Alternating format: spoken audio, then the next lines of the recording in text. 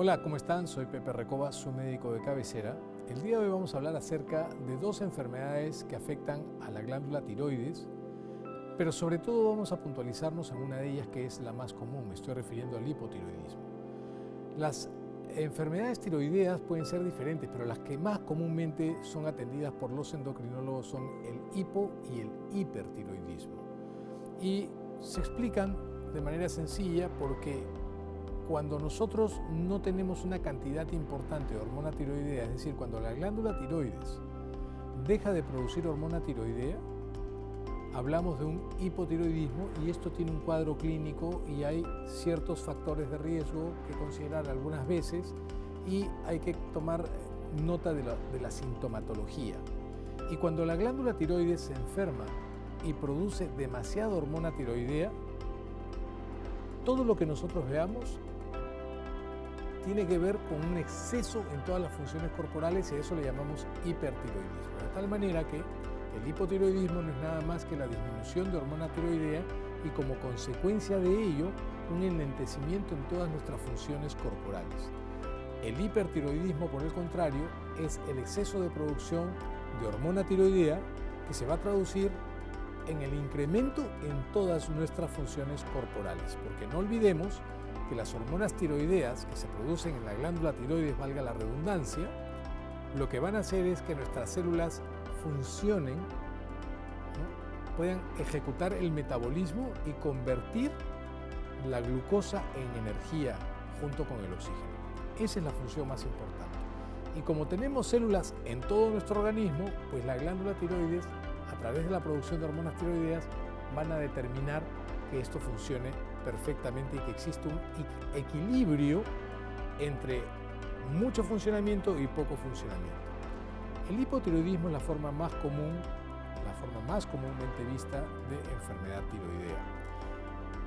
Y la causa más común a nivel mundial es la deficiencia de yodo. Es decir, si nosotros no tenemos yodo en nuestra dieta, en niveles y en cantidades suficientes, lo más probable es que entremos en una suerte de hipotiroidismo, una hipofunción tiroidea, porque no hay forma de producir hormona tiroidea si no hay yodo. La segunda causa más común de hipotiroidismo, y podría ser la primera en países en donde la deficiencia o en zonas donde la deficiencia de yodo no es común, es el hipotiroidismo como consecuencia de la tiroiditis de Hashimoto, esa enfermedad autoinmune de las cuales ya hablé, que está relacionada con otras enfermedades autoinmunes, en donde la inflamación de la glándula tiroides va a acarrear una destrucción importante de las zonas en donde se producen las hormonas tiroideas y como consecuencia de esto, las personas, generalmente mujeres, van a tener un hipotiroidismo. La tiroiditis de Hashimoto podría dar síntomas tan inespecíficos que podríamos no prestarle atención o confundirlo con síntomas de otras enfermedades, por eso es que podría pasar desapercibida y nos vamos a dar cuenta cuando tengamos los síntomas del hipotiroidismo. Cuando hablamos de hipotiroidismo, entonces estamos hablando de una persona, generalmente mujer, joven, 30, 35 años, en donde de pronto, o un varón de más de 40, aunque hay formas congénitas de hipotiroidismo que tienen una causa distinta, probablemente en pediatría se hablará acerca del hipotiroidismo congénito.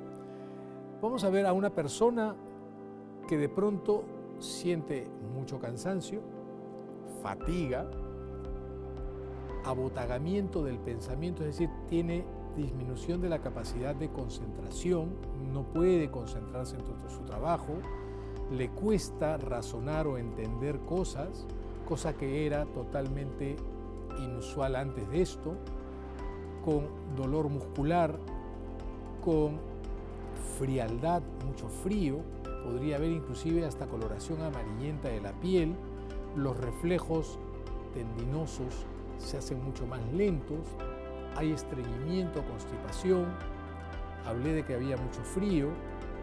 Estos son los síntomas que más comúnmente grafican a una persona con hipotiroidismo y que son síntomas también inespecíficos. Muchas veces podríamos pensar que estamos deprimidos, podríamos pensar que tenemos anemia, podríamos pensar que nos falta algún nutriente, que estamos cansados, o podríamos por último hacer lo que todo el mundo hace, achacarle esto al estrés. Y sí podríamos perdernos de una buena oportunidad de hacer las cosas prontamente para poder solucionar este problema.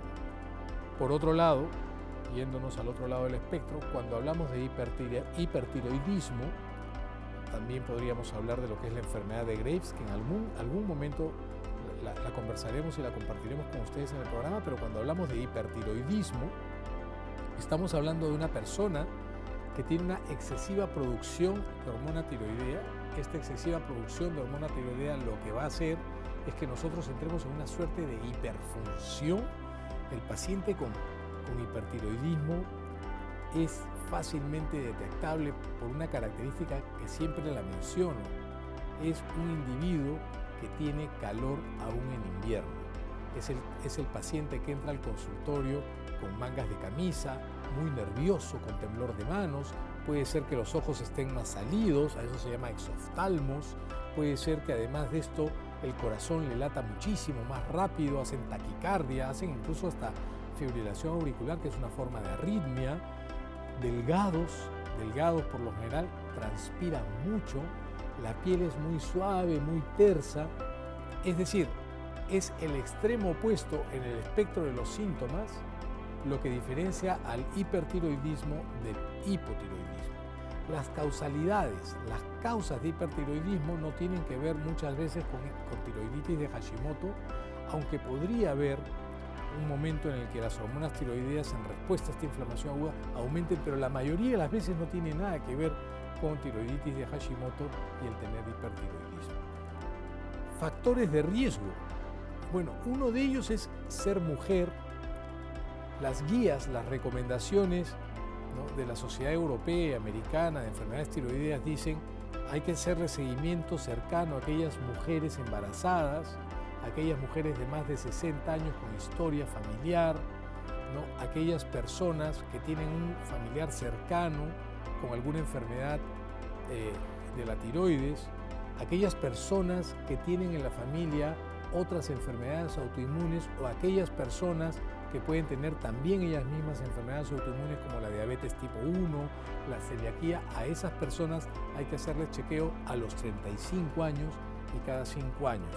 Esas son las recomendaciones generales porque, como siempre digo, el tratamiento para el hipotiroidismo es bueno, bonito y barato. Lo único que tienen que hacer es tomar su hormona tiroidea todos los días y hacer sus controles periódicos con el endocrinólogo para ver el nivel de hormona tiroidea en la sangre y si está dentro de los rangos y no tiene ninguna sintomatología, palmas para la segundilla y si no, pues regularla oportunamente. Espero que esto les haya quedado claro, y les haya gustado el mensaje. No olviden lavarse las manos y abrir las ventanas. Chao, chao.